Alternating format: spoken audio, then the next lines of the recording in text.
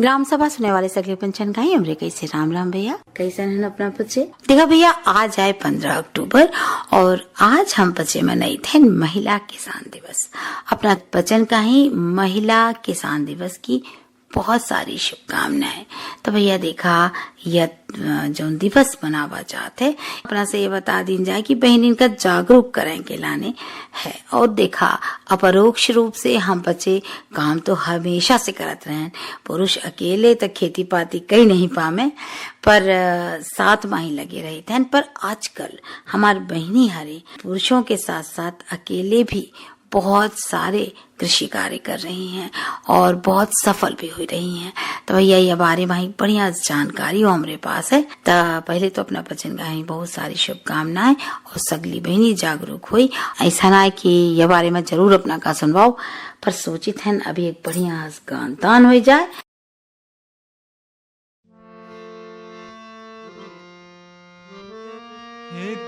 बजे पैजनिया रे मैया तोरी 5 बजे पैजनिया, 5 बजे पैजनिया रे मैया तोरी 5 बजे पैजनिया। हाँ 5 बजे पैजनिया रे मैया तोरी 5 बजे पैजनिया।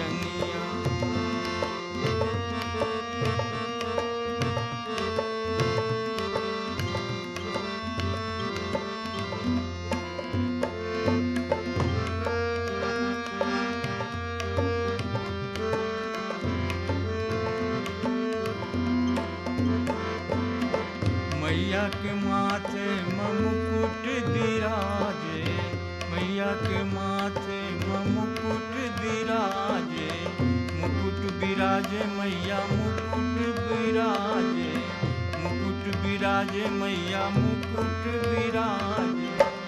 मोतियन की लटकनिया रे मैया तोरी 5 बजे पैजनिया।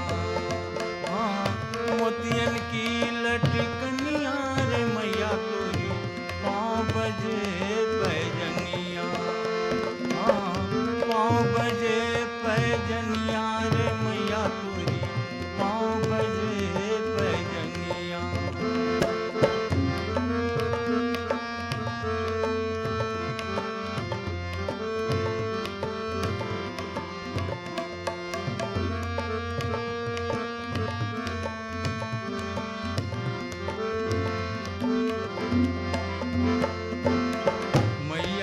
गले महार भी सोए, मैया के गले महार भी सोए, हार भी सोए मैया हार भी सोए, हार भी सोए मैया हार भी सोए। चमके जैसे चंदनिया रे मैया तोरी 5 बजे पैजनिया। हाँ चमके जैसे चंदनिया रे मैया तोरी 5 बजे पैजनिया। 5 बजे पैजनिया रे मैया तोरी 5 बजे पैजनिया।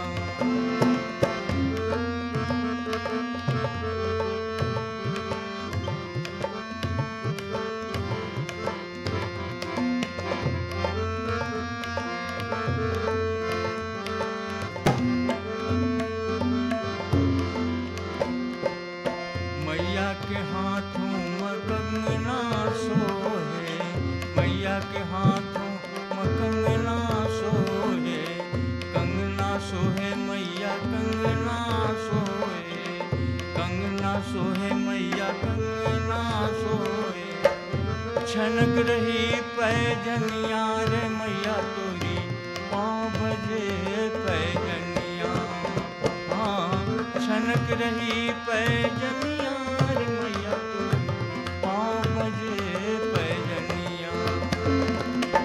5 बजे पैजनिया रे मैया तोरी 5 बजे पैजनिया।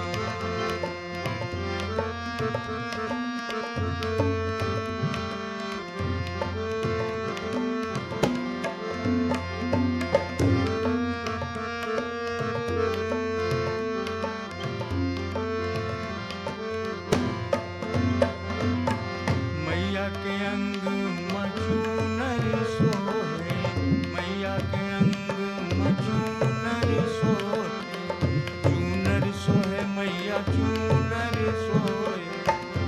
ऊपर लाल ओढ़निया रे मैया तोरी पाँव बजे पैजनिया। हाँ पाँव बजे पैजनिया रे मैया तोरी पाँव बजे पैजनिया। हाँ पाँव बजे पैजनिया रे मैया तोरी पाँव बजे पैजनिया। हमारे बहनी हारे पुरुषों के साथ साथ अकेले भी बहुत सारे कृषि कार्य कर रही हैं।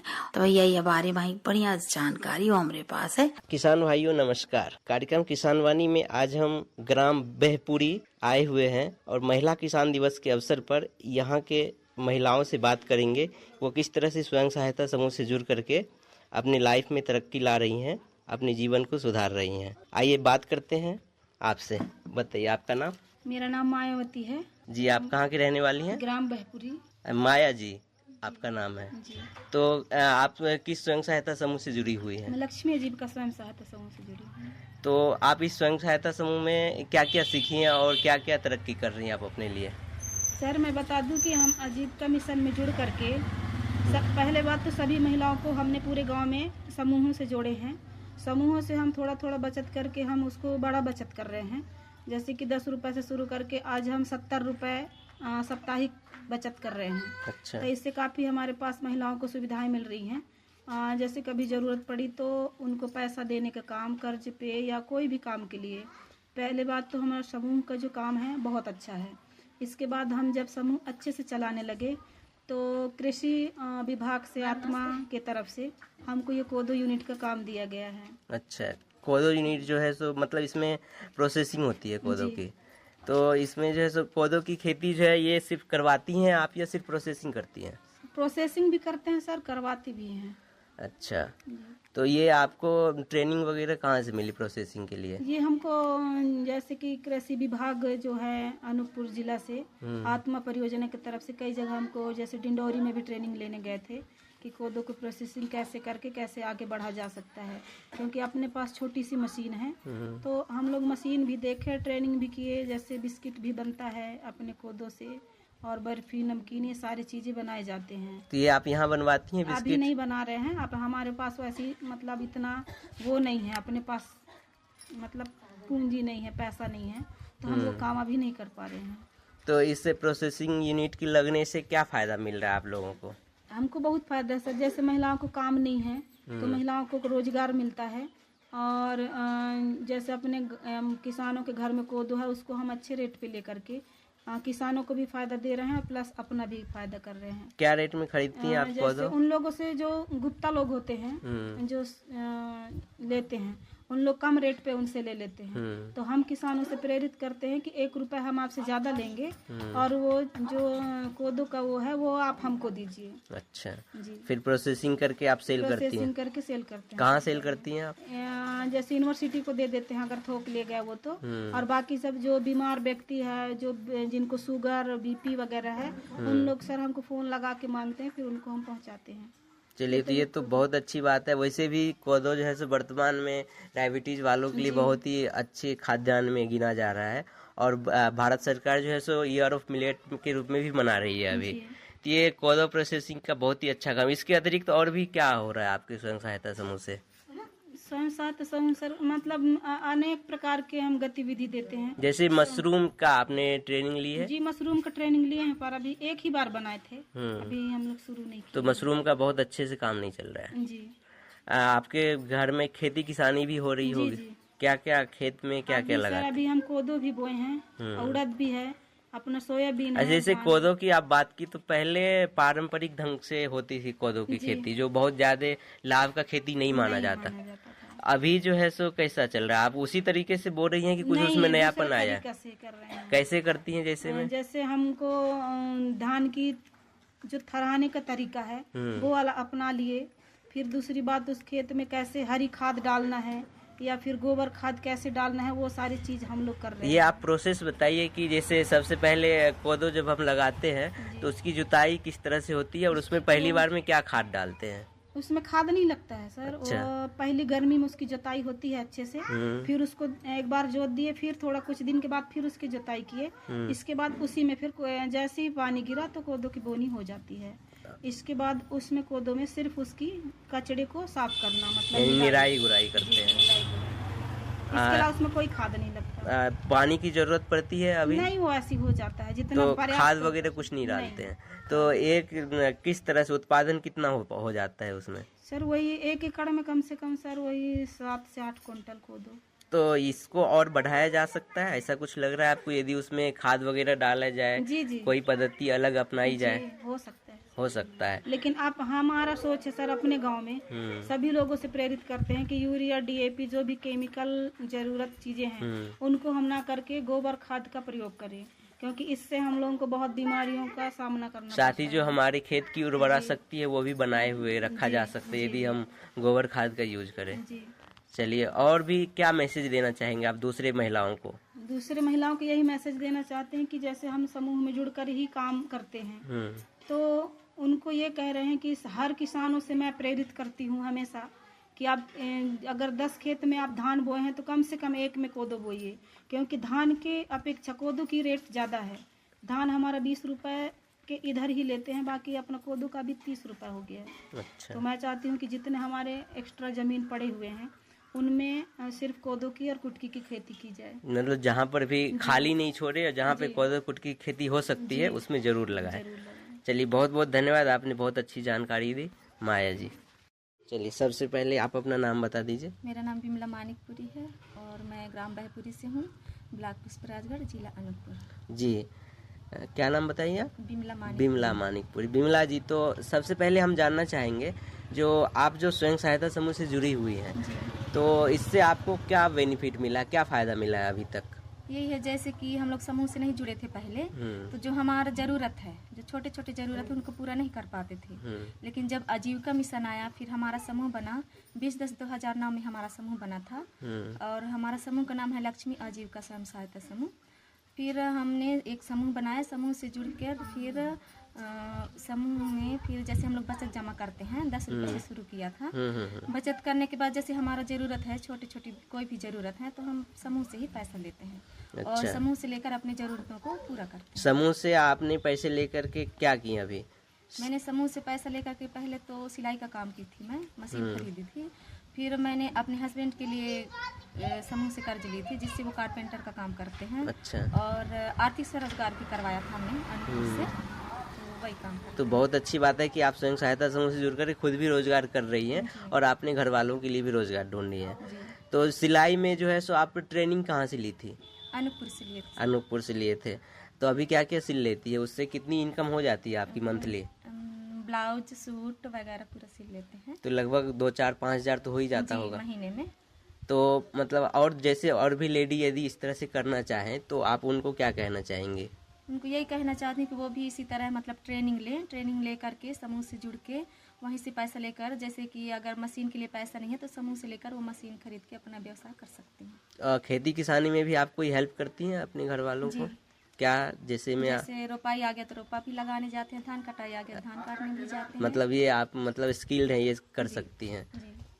चलिए, और कुछ भी दूसरा कुछ ऐसा मैसेज देना चाहें दूसरे लेडी को जो अपने घर में इस तरह से हेल्प कर सकती हैं आपके जैसा?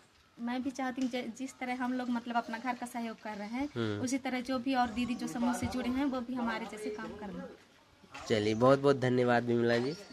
किसान भाइयों, अब हम बात करेंगे कृषि विज्ञान केंद्र अमरकंटक सुनील कुमार राठौर जी। महिला किसान दिवस के अवसर पर ये जो प्रोसेसिंग होता है, खास करके कोदो कुटकी का प्रोसेसिंग, ये किस तरह से लाभकारी है और ये घर बैठे महिलाएं भी इसको कर सकती हैं, तो इस पर हम जानकारी लेंगे। आपका बहुत बहुत स्वागत है हमारे कार्यक्रम में राठौर जी। धन्यवाद सर कि अपने महिला किसान दिवस के लिए मैं सभी किसान बहनों को और सभी किसान भाइयों को बहुत बहुत शुभकामनाएं देता हूं कि ये इतना अच्छा दिन जो होता है हमारे महिला किसानों के लिए, उनको प्रोत्साहित करने के लिए दिवस जो है मनाया जाता है और इससे अधिक से अधिक महिलाओं को प्रोत्साहन मिलता है और उनको अपने आप ही अपने उसमें ग्रोथ करने की एक आत्मनिर्भर होने की चीजें जो होती है उनमें डेवलप होती हैं और इससे इनको जुड़ना चाहिए। और सभी कार्यक्रम जो होते हैं महिलाओं के लिए बनाए गए हैं और उनको आगे बढ़ाने के लिए समाज में बहुत ही आवश्यकता है और ये कार्यक्रम जो है उसमें निरंतर सहयोग कर रहे हैं। इसी कड़ी में हम जानना चाहेंगे, अभी जो है सो कोदो कुटकी हमारे लिए एक चमत्कारिक फसल के रूप में जाना जा रहा है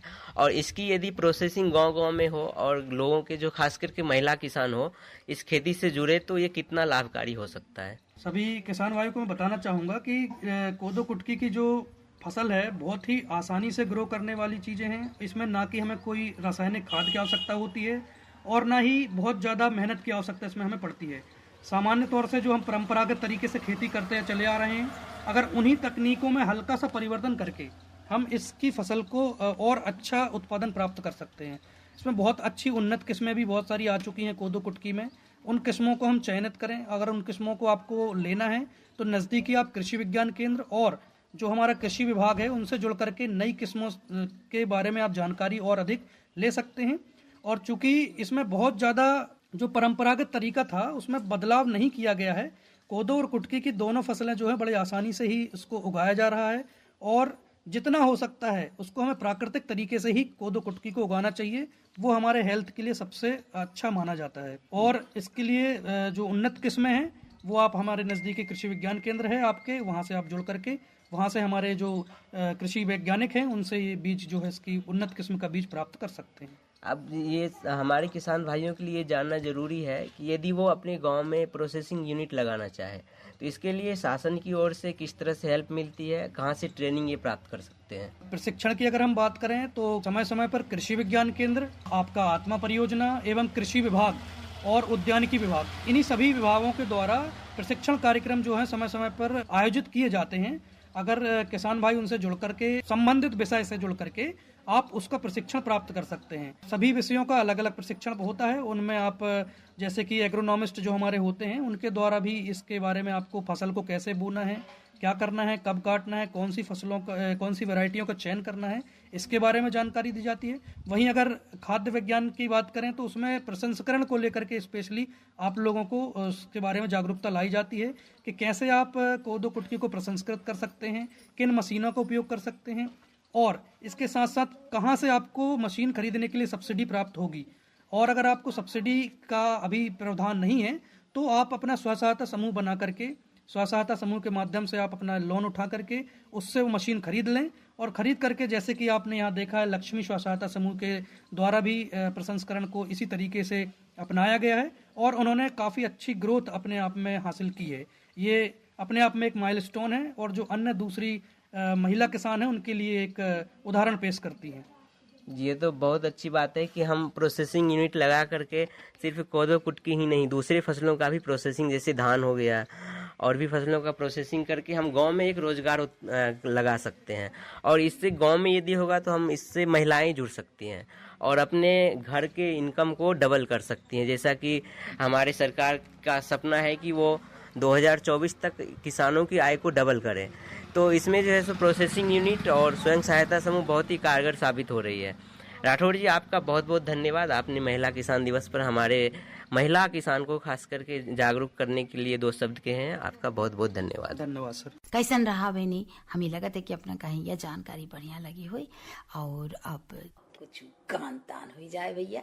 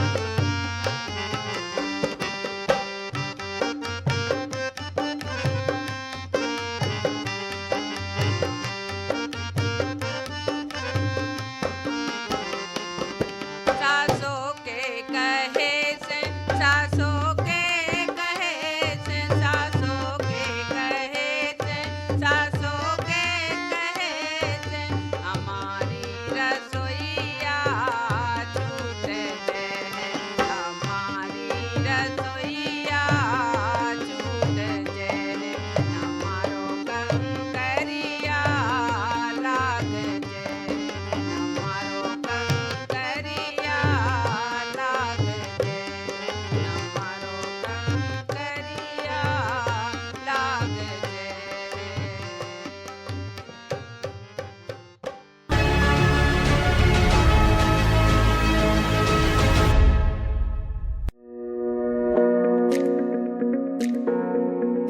आज भारत का किसान पहले से अधिक सशक्त, समृद्ध और आत्मनिर्भर है।